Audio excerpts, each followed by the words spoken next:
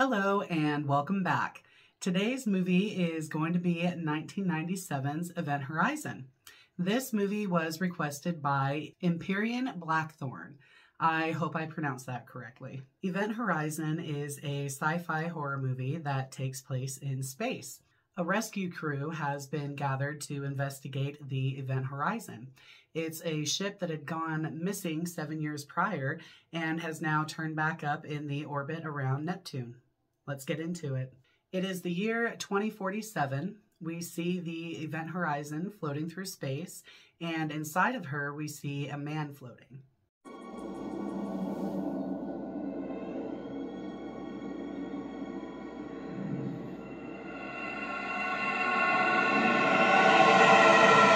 We now meet the first of our cast, Dr. Weir. He's startled awake from a dream that he had, and we see that he has multiple pictures of this woman by the name of Claire. He tells one of these pictures that he misses her. Dr. Weir is on the Daylight Space Station that's in low Earth orbit. He is about to board the Lois and Clark. This is a search and rescue vessel about to set out on a top secret mission. Even the crew have no idea what this mission is about. We now meet the crew of the Lewis and Clark. We have Captain Miller, Lieutenant Stark, Mr. Justin, the engineer, Mr. Cooper, the rescue technician and also our comedic relief, Peters, the medical technician, Mr. Smith, the pilot, and DJ, the patrolman. They are about to enter deep stasis for the trip. Dr. Weir has another dream about Claire, and in this dream, she seems off. We get the idea that something has happened, we just don't know what.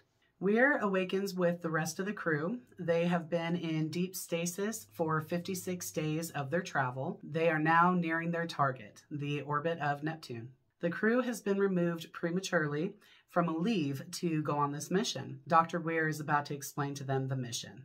What had gone public about the Event Horizon was that the vessel's reactor had gone critical and the ship had blown up. Dr. Weir now explains that this is not true. A transmission from the Event Horizon had recently been intercepted. The Event Horizon was a secret government project that was built to go faster than the speed of light. Dr. Weir goes on to explain that the law of relativity can't be broken, but there is a way to go around it. The ship itself doesn't actually travel faster than the speed of light. It creates a dimensional gateway that allows it to jump instantaneously from one point to the other that is light years away. This gateway will fold space in two. That way the two jumping points are in the same time. They coexist in the same time. And once the ship passes through, space goes back to normal. This is called gravity drive. We then find out that Dr. Weir, in fact, built the Event Horizon. Dr. Weir explains that the Event Horizon was on track. Everything was going perfect the way they had planned. They were even able to open the gateway to Proxima Centauri, but then they disappeared without a trace. For 7 years, there had been no contact with the Event Horizon until that transmission. The transmission itself is a variety of strange noises. It sounds like there might be some screeching or screaming. Single transmission.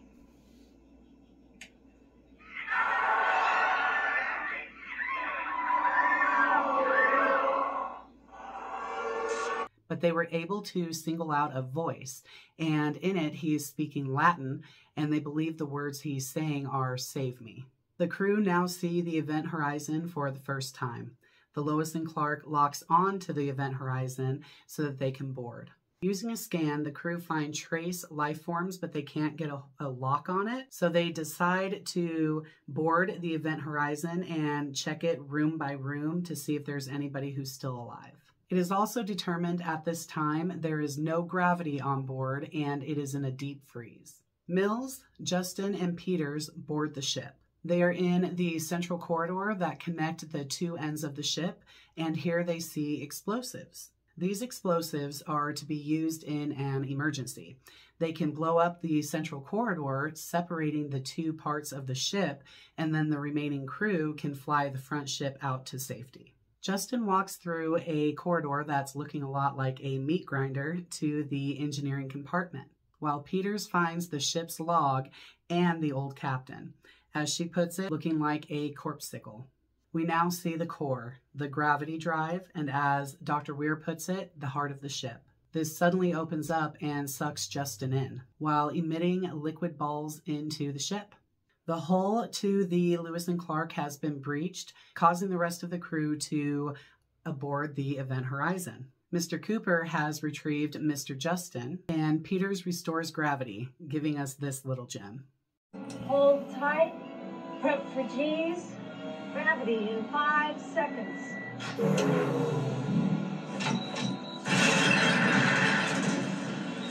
The carbon monoxide is building up on the ship, and the CO2 cartridges are shot. This leaves the crew 20 hours worth of air to be able to repair the Lewis and Clark. Now, Cooper is trying to explain to Dr. Weir and Mills exactly what he saw when he rescued Justin. Dr. Weir says that what he saw is just not possible. That would mean that the gateway was opened by the magnetic core, turning itself on, and that just couldn't happen. He continues by saying that Dr. Cooper is delusional, that what he believes he saw was in fact caused by an optical effect, a gravitational distortion.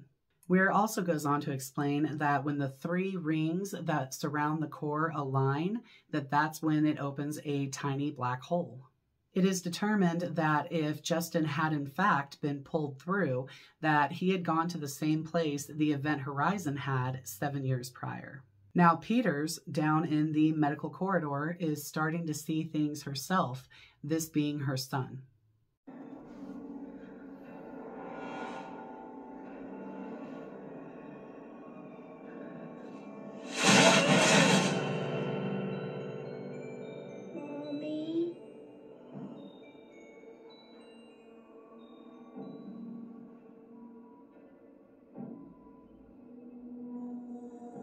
Weir sees Claire again, and then Justin starts having seizure-like activity, and when he wakes up, he says, "The dark is coming."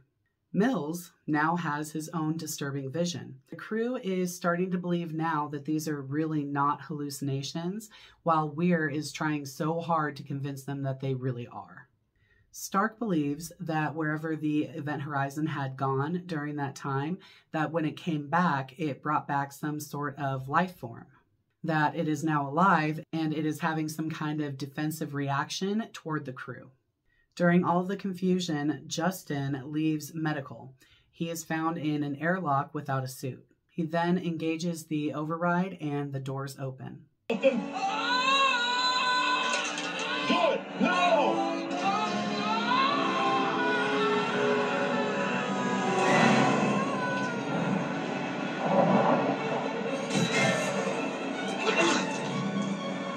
Okay, baby bear. I got him. I got him. Stand by, people. Stand by. He does this because he says he doesn't ever want to go back, that the darkness shows you horrible things. Mills saves Justin, who is then put into a stasis sleep to help him heal and save his life. They are now down to 4 hours of oxygen.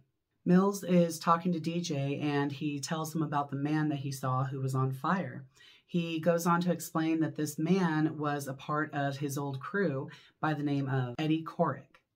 So what happened was the old ship that he was on, a fire erupted, and the way Mills explained it was a beautiful fire. That fire without gravity is like a liquid, and it engulfed Eddie, so Mills had to leave him to save his life and the life of his crew. Mills says the ship can get into your mind. It knows your secrets and your fears. DJ, the man who originally said the transmission said, "Save me," now realizes that he was incorrect. It says, "Save yourself," and even further it says, "Save yourself from hell." He then said this ship has traveled outside of their universe, who knows where, and who knows what it could have brought back with it from hell. The crew now see the final ship's log. Stark! Oh. Miller?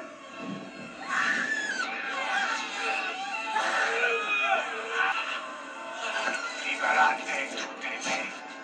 Exit veris. Mills tells Dr. Weir that he plans on vaporizing the Event Horizon once they're back on the Lois and Clark. Weir claims that the Event Horizon will not let them leave, and when Mills mentions home, Dr. Weir says this: I am home. Pretty creepy. Peters, once again seeing her son, tries to follow him and follows him to her death. We now finally find out who Claire is. She was the wife of Dr. Weir, and he put his work, his project of the Event Horizon, over her.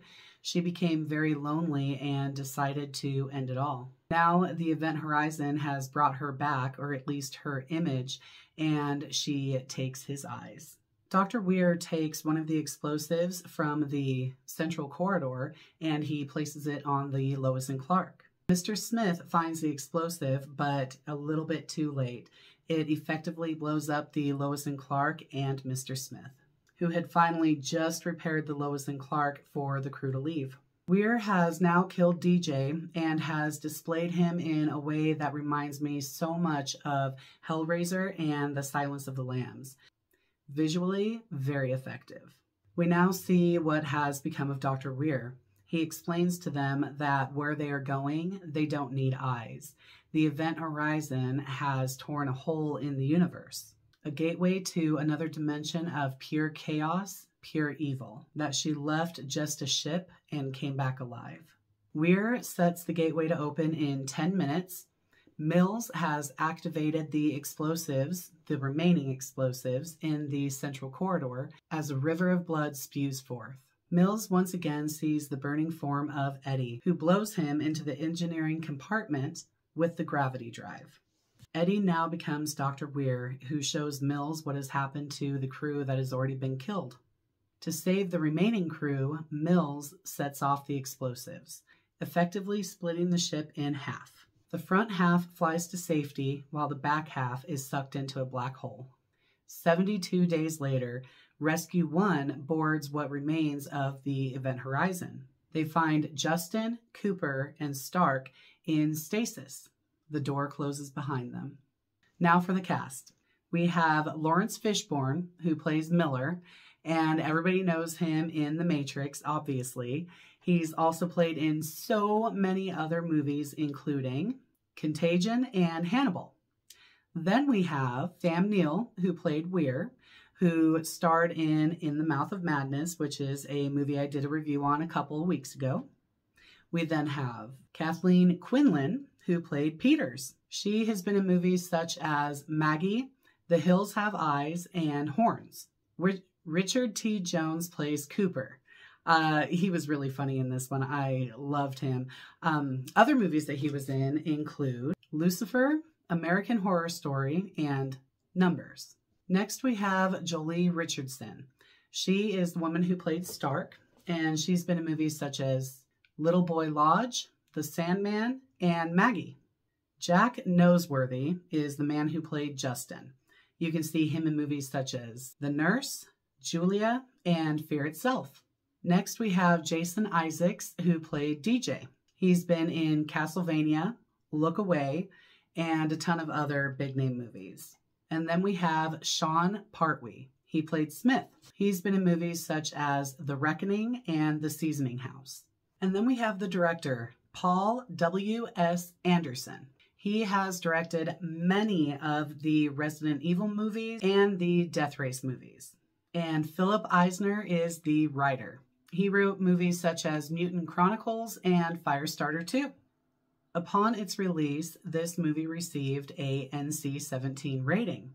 They couldn't have that.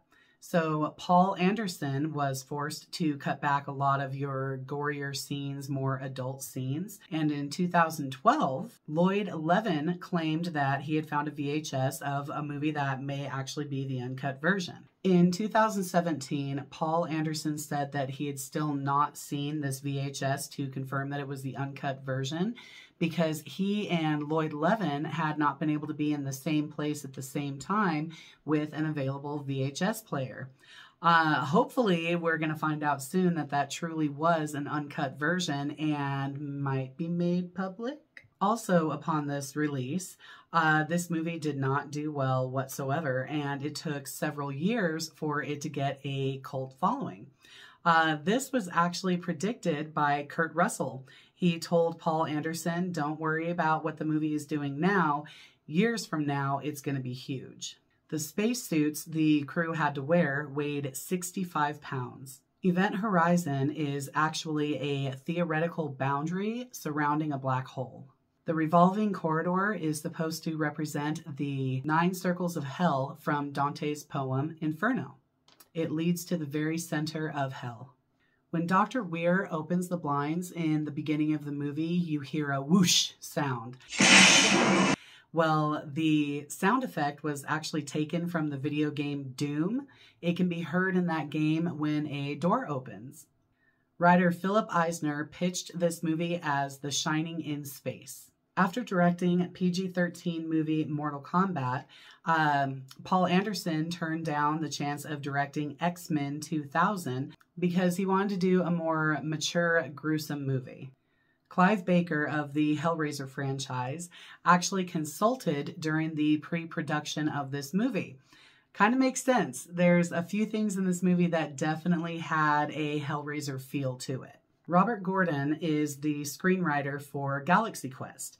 After he saw this movie, he liked the corridor so much that represented a meat grinder that for the movie Galaxy Quest, he created a corridor full of chompers.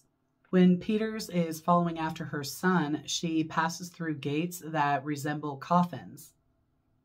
Kind of a precursor to what's about to happen.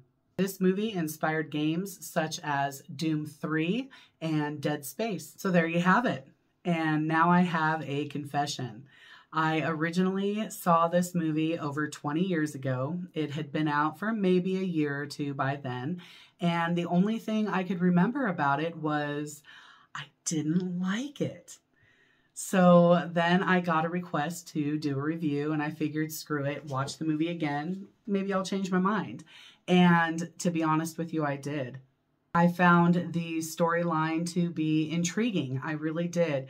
I liked the cast. Most of them did a very good job with acting, and the parts that it was kind of cheesy, well, whatever. It was still an enjoyable movie to watch. The only complaint I had was that it seemed to be all build up, and then when you finally started to see some action, it seemed like it was kind of watered down. Well, now reading the fun facts about how the director had to cut it to make it not have the NC-17 rating, I can understand why. Now, even though I can understand why the director had to cut so many of the more interesting scenes, I can see why they wouldn't want to have an NC-17 rating. I get all of that, but it doesn't change the fact that it left me wanting more. Because of that, and only because of that, I give Event Horizon 3.5 coffins. It's still a solid movie, and I can't believe I'm saying this, but I do plan on seeing this movie again. I legitimately enjoyed it. So once again, I want to thank Empyrean Blackthorn for this recommendation. Had you not, I probably still would have continued to this day thinking I hated this movie when in fact it's a damn good movie. And thank you everybody for watching and continuing to watch. We'll see you next time.